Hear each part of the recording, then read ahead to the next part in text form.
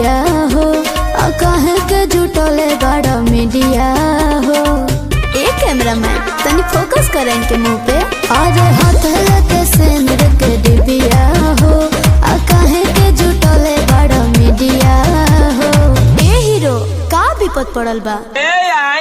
बियाह करे खातिर लड़का घूमता दिल्ली में सुपरवाइजर है 22,375 रुपए महीना बा। और का बा? बट पटन मकान गावे घर या दलान तू गोटा बरबा बानी सावर बाकी हमारा में पावर बा बानी सावर बाकी हमारा में पावर बा।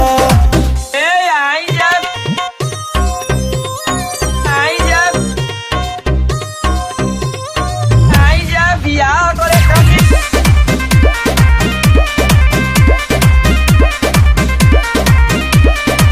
हो अपन धनिया के रनिया जैसन सजाही दे ताजमहल राजमहल सब बनवाही दे।